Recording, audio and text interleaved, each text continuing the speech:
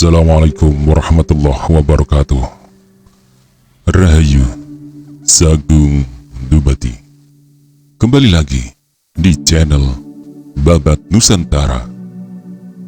Pada kesempatan kali ini akan menceritakan Gajah Mada seri keempat, Perang Bubat, bagian ke-9.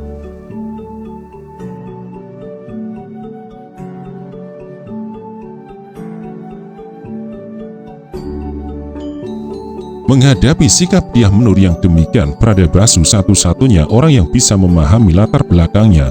Sebagai seorang perempuan desa, perempuan yang tidak berdarah bangsawan, Dyah Menur menyimpan kenangan yang amat pahit dan tak mungkin bisa dilupakan.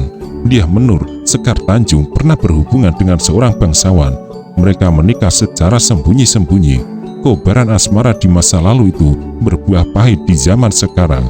Bahkan kuda Swabaya, anak yang terlahir dari hubungan itu, harus ikut menanggung kesalahan masa lalu itu. Kuda Swabaya berada dalam bahaya jika sampai ada yang tahu asal-usulnya.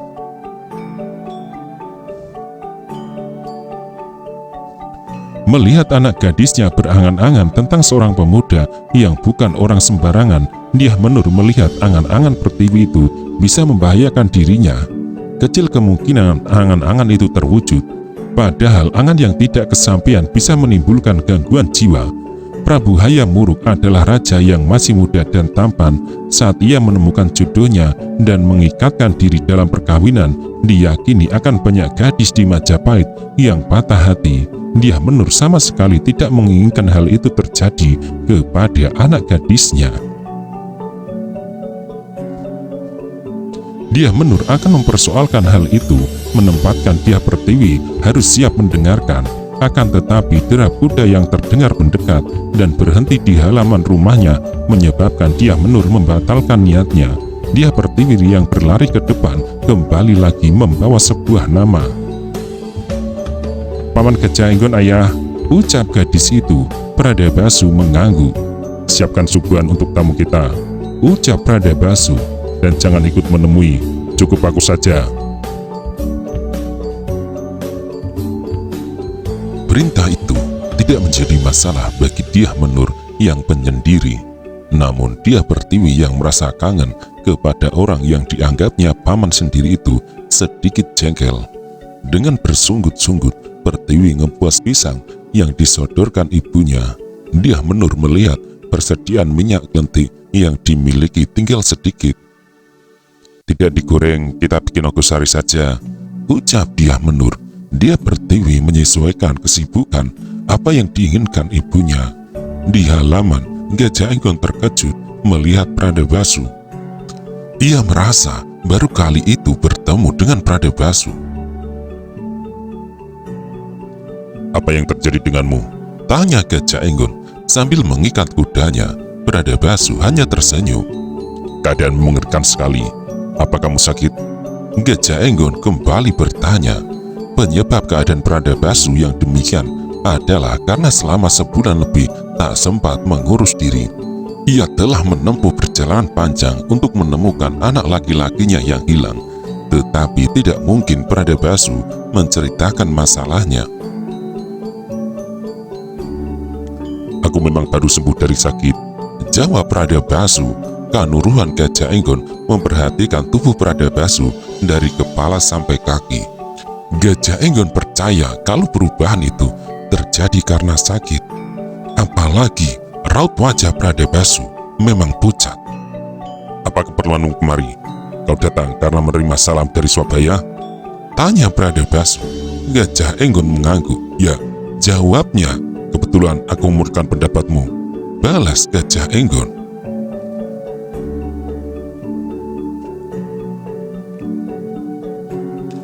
Pradabasu langsung tersenyum dan sejenak kemudian ia tertawa. "Kenapa?" tanya Gajah Enggon heran. "Tidak apa-apa," jawab Pradabasu. Gajah Enggon merasa berkewajiban mengejar latar belakang senyum dan tawa yang aneh itu. "Ada apa?" tanyanya Pradabasu menuntaskan senyumnya dan mengakhirinya dengan menepuk pundak sahabatnya. "Aku pernah mengangankan Suatu ketika kau datang kemari karena memang menengokku. Namun kenyataannya setiap kali kau datang selalu karena membutuhkan pertolongan. Kamu datang selalu dengan membawa keperluan, jawab Pradabasu. Seketika Kanuruhan Gajah Enggon tertawa bergelak. Gajah Enggon pun bergegas membuka catatan di lipatan kenangannya. Gajah Enggon harus mengakui ucapan kawan lamanya itu benar adanya. Tiap kali Gajah Enggon datang menengok Pradabasu adalah dalam rangka minta bantuan berupa pendapat, bahkan tindakan. Untuk sebuah tugas sandi misalnya, tidak hanya Gajah Enggon yang lebih mempercayakan tugas itu kepada Pradabasu, bahkan Mahapati Gajah Mada sering pula meminta bantuannya. Di jajaran Teli Sandi pasukan khusus Bayangkara, baik Gajah Mada maupun Gajah Enggon melihat tak ada yang mampu mengalahkan kemampuan Pradabasu. Ketika menyamar, Pradabasu memiliki banyak wajah. Dalam hal menyelesaikan sebuah persoalan yang rumit, Pradabasu selalu banyak akal dan mampu menuntaskan tanpa ada sisanya. Soal kau akan ke Sudagaluh? Tanya Pradabasu. Kanuruhan Gajah Enggon mengangguk. Jangan mengajak aku, kata Pradabasu. Aku tak akan mengajakmu. Aku hanya minta saran terkait tugas yang aku terima dari Kakang Mahapati, ucap Gajah Enggon. Pradabasu menempatkan diri siap menyimak apapun yang akan disampaikan teman karibnya itu. Lebih dari 20 tahun Kakang Gajah Mada mengumandangkan sumpah di depan Bali Witana di hadapan kedua Prabu Putri saat itu. Terbukti Kakang Gajah Mada mampu mewujudkan sumpahnya. Selama itu, segala daya upaya dikerahkan untuk bisa membawa Majapahit menjadi sebuah negara besar. Jika Rakembar dan Warak yang terbunuh di Pasewakan saat itu hidup kembali, mereka akan menyadari bahwa tindakan yang mereka lakukan di Pasewakan itu terbukti salah. Apa yang dulu dianggap tak masuk akal, kini terwujud. Wilayah Majapahit membentang sedemikian luas, dari ujung langit di sebelah timur hingga ujung langit sebelah barat. Lanjut Gajah Enggon. Pradabasu menyimak ucapan Kanuruhan Gajah Enggon itu dengan sedikit rasa heran. Pradabasu tentu sudah tahu semua yang disampaikan Gajah Enggon itu. Jadi, untuk apa Gajah Enggon menuturkan semua itu? Kau menuturkan sesuatu yang tak perlu, ucap Pradabasu mengingatkan. Kanuruhan Gajah Enggon menarik nafas amat panjang. Aku bermaksud memberi gambaran bagaimana cara pandang kita terhadap negara Sundagaluh. Namun aku juga akan menceritakan tarik ulur di antara para pejabat istana saat ini, kata Gajah Enggon. Tajam sekali pandangan mata Pradabasu dalam membalas tatapan mata sahabat karibnya itu. Apa di antara para pejabat istana ada yang saling berseberangan sikap? Tanya Pradabasu. Senyum yang mencuat dari bibir Kanuruhan Gajah Enggon terasa aneh. Bukan hanya berseberangan sikap, tetapi saling mengelompok. Kelompok-kelompok ini terbentuk sejak kematian Ibu Suri Rajapatni Biksuni Gayatri 7 tahun yang lalu, jawab Gajah Enggon. Pradabasu merasa baru pertama kali mendengar keterangan itu, sehingga ucapan Kanuruhan Gajah Enggon itu terasa aneh baginya. Selama ini yang ia tahu pemerintahan berjalan amat bagus. Gajah Mada bisa menjalankan amanat yang diterimanya dengan sebaik-baiknya. Ia juga didukung penuh kedua mantan Prabu Putri. Namun mengapa sejak kematian Ibu Suri Rajapatni, tarik ulur sebagaimana yang disebut Gajah Enggon bisa terjadi? Karena sejak saat itu, Raden tetap yang naik tahta. Terang Gajah Enggon bagi bisa menebak apa yang ada di benak Pradabasu. Namun Pradabasu masih belum paham juga. Prabu Hayam Wuruk belum memiliki kemandirian seperti ibunya. Lanjut Gajah Enggon menerangkan. Sang Prabu Hayam Wuruk naik tahta di usia sangat belia, baru 16 tahun saat itu, sehingga kebijakan-kebijakan yang diambil sepenuhnya berada di bawah bayang-bayang pengaruh Kakang Mahapati Gajah Mada. Hal yang demikian itu menyebabkan timbulnya bibit penyakit yang diam-diam menyebabkan suasana menjadi gerah. Aku melihat tarik ulur itu. Ada kelompok pejabat yang tak senang dengan semua kebijakan Mahapati Gajah Mada, tetapi hanya menyimpan rapat di dalam hati. Kelompok ini ingin sang Prabu tidak hanya menjadi sebuah lambang. Mereka ingin Sang Prabu memiliki kekuasaan penuh. Mereka juga menginginkan kekuasaan tak terpusat di tangan satu orang, Kakang Amangkubumi Gajah Mada. Mereka berada di kelompok tersendiri yang menundukkan kepala amat dalam dipasewakan. Namun tetap saja perbedaan pandangan ini tercatat sangat jelas. Bradabasru menyimak apa yang disampaikan Kanuruhan Gajah Enggon dengan penuh perhatian. Apa itu merupakan pertanda hubungan antara Mahapati dan Sang Prabu sedang tidak bagus? Tanya Bradabasru. Sama sekali tidak, jawab Kanuruhan Gajah Enggon tangkas. Hubungan Mahapati Amangkubumi dan Sang Prabu amat bagus. Hanya saja orang melihat seolah apapun keputusan yang diambil Sang Prabu berasal dari Gajah Mada. Sang Prabu seperti golek yang dikendalikan orang lain, dan orang lain itu adalah Mahamantri Mukya. Bradabasru mengatupkan kedua rahang sambil mengucek-ucek sebelah matanya yang terasa gatal. Bradabasru mencoba membayangkan bagaimana suasana di istana yang disebut sedang menghangat dan gerah itu. Lalu, kelompok berikutnya, tambah Bradabasru yang merasa penasaran. Yang kedua adalah pendukung Kakang Amangkubumi Gajah Mada yang terdiri atas dua kelompok, yaitu pendukung yang menggunakan akal waras dan pendukung yang membabi buta. Jawab Gajah Enggon. Alis Bradabasru makin mencuat. Aku bisa membayangkan siapa saja yang menggunakan akal waras itu dan bagaimana mereka menggunakan akal warasnya. Akan tetapi, siapa saja yang mendukungnya dengan babi buta itu? Apa pula latar belakangnya? Tanya Bradabasru penasaran. Gajah Enggon menarik napas amat panjang sambil mengenang siapa saja orang-orang yang berada di barisan para Arya yang sedemikian beringas dalam melaksanakan kehendak, menyebabkan hatinya merasa risih. Kebijakan yang diambil Amangkubumi sering menjadi bias karena diterjemahkan berlebihan, bahkan tak sesuai dengan apa yang dikehendaki dan digariskan Gajah Mada sendiri.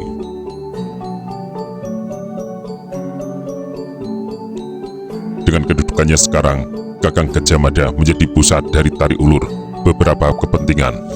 Tarik ulur dari mereka yang ingin membuat jasa yang sebesar-besarnya karena hanya itulah peluang yang bisa dilewati untuk menggapai kedudukan atau jabatan yang lebih tinggi. Hal itu terlihat dengan jelas di kalangan para prajurit. Di medan peperangan, mereka ingin terlihat paling menonjol.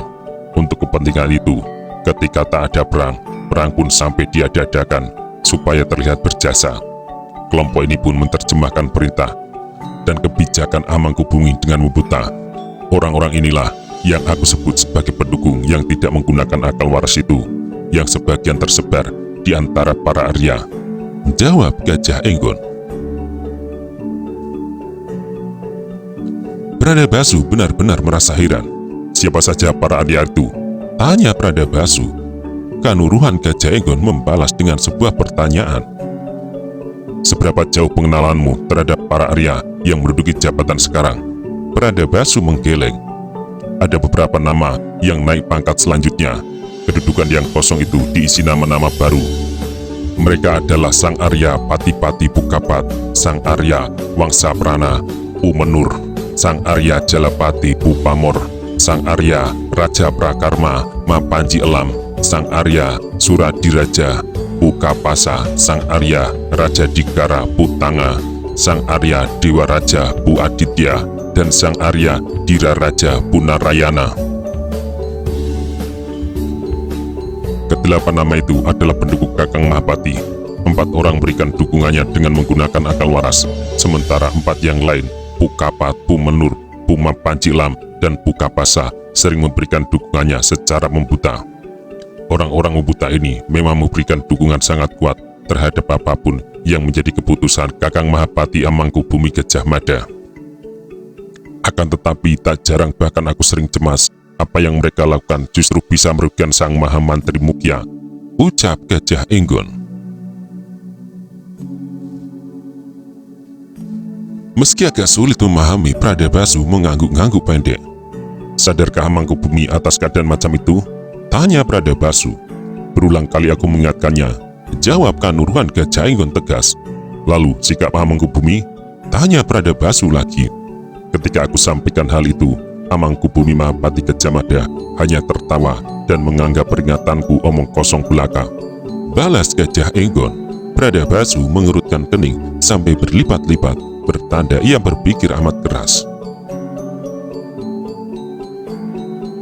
Aku masih belum memahami ada bahaya macam apa sampai kau sediakan cemas, kata Pradabasu. Kanuruhan Gajah Enggon tersenyum dan membuang pandangan matanya ke pucuk pohon kelapa. Di sana tampak seorang laki-laki sedang memanjat pohon kelapa yang amat tinggi. Tentu dibutuhkan nyali yang besar untuk bisa menggapai puncak. Akan tetapi rupanya orang itu memang sudah terbiasa dengan jenis pekerjaannya. Gajah Enggon melihat tak berapa lama kemudian beberapa butir kelapa telah diturunkan. Pradabasu ikut memperhatikan orang itu. Namanya Kyai Sandan Banjir. Yakinlah ia akan datang kemari membawa beberapa butir kelapa muda, ucap Pradabasu. Gajah Enggon agak termangu. Lanjutkan ceritamu, sela Pradabasu. Masalahnya sekarang pusat perhatian sedang tertuju kepada Sunda Galuh, ucap Gajah Enggon. Pradabasu agak terkejut. Tergambar itu dari gerakan kepalanya yang menoleh dengan mendadak. Pagi sebelumnya kuda Swabaya pulang memberitahukan rencana keberangkatannya menuju Sunda Galuh. Sekarang Kanuruhan Gajah Enggon datang membawa cerita yang sama. Bagaimana sikap pihak-pihak yang berbeda cara pandang itu dalam menyikapi rencana Sang Prabu untuk mengawini putri dari Sunda Galuh? Tanya Pradabasu. Kanuruhan Gajah Enggon yang duduk itu kemudian berdiri dan berjalan mundar-mandir. Kakang Gajah Mada mempunyai pandangan dan garis sikap yang tegas, serta tidak bisa ditawar lagi, berkata Gajah Enggon. Aku bisa memahami kenapa dan dengan latar belakang macam apa Kakang Mahamantri Mukya berkeras mewujudkan keinginannya. Itu karena cerita lama yang terjadi pada zaman Singosari. Kau tentu ingat ada utusan negara Tartar bernama Menghi yang datang ke negeri Singosari. Ia meminta kepada Raja Singosari, Sri Kertanegara, untuk tunduk menjadi bagian dari negara Tartar. Namun sebagai jawaban, Raja Kertanegara justru memerintahkan untuk memotong telinganya. Kejadian itulah yang selama ini selalu menghantui benak Kakang Mahapati Amangkubumi. Kakang Gajah Mada yakin bahwa sebenarnya wilayah di Nusantara ini selalu dibayang-bayangi oleh kerakusan sebuah negeri yang berada di seberang lautan. Negeri itu selalu menunggu kesempatan untuk bisa menyelinap dan menerkam. Gajah Enggon menarik nafas sambil menerawang, seolah ia merasa sedang berada di pasewakan dan sedang memperhatikan wajah-wajah bertopeng yang menyembunyikan wajah lain.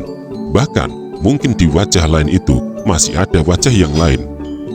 Menjelang berdirinya negara Majapahit, lanjut Kanuruhan Gajah Enggon, apa yang dilakukan Sang Prabu Kertanegara dibalas Raja Tartar. Ia mengirim bala tentara yang dipimpin Sipi, Kausin, dan Imeh Misin. Untungnya pasukan Tartar itu berhasil dimanfaatkan Raden Wijaya untuk membalas dendam menggempur Kediri. Pasukan dari Tartar itu selanjutnya berhasil dibuat kocar-kacir dan lari terbirit-birit pulang ke negara asalnya. Menurut kabar yang dibawa para pedagang yang berniaga sampai ke seberang lautan, ketiga pimpinan pasukan itu dihukum mati oleh rajanya. Kakang Mahapati Gajah Mada tak ingin peristiwa itu terulang kembali. Keinginan Kakang Gajah Mada untuk menyatukan Nusantara tidak dapat ditawar lagi. Jika perlu, harus dilakukan pemaksaan. Dan kita akhirnya melihat apa yang diingin Kakang Gajah Mada itu mewujud menjadi kenyataan. Pradabasu menyimak dengan cermat seksama semua yang disampaikan Gajah Enggon itu. Pradabasu juga sangat tahu. Yang belum ia ketahui adalah kemana Kanuruhan Gajah Enggon akan membawa pembicaraan itu. Lalu Sunda Galuh? Tanya Gajah Enggon agak mengagetkan. Pradabasu merasa lawan bicaranya sudah mulai mengarah pada persoalan utama yang dibawanya. Kakang Mahapati Gajah Mada merasa kecewa karena sampai sejauh ini Sunda Galuh bersikukuh tidak mau menjadi negara jajahan Majapahit. Pradabasu bertanya sambil melirik. Kanuruhan Gajah Enggon tersenyum. Menjadi bawahan, menjadi jajahan hanya soal bahasa. Yang menjadi persoalan adalah bahaya nyata yang mengancam di depan mata. Sangat disayangkan ketika semua negara di wilayah Nusantara telah menyamakan sikap, ternyata masih ada Sunda Galuh yang bersikap berbeda.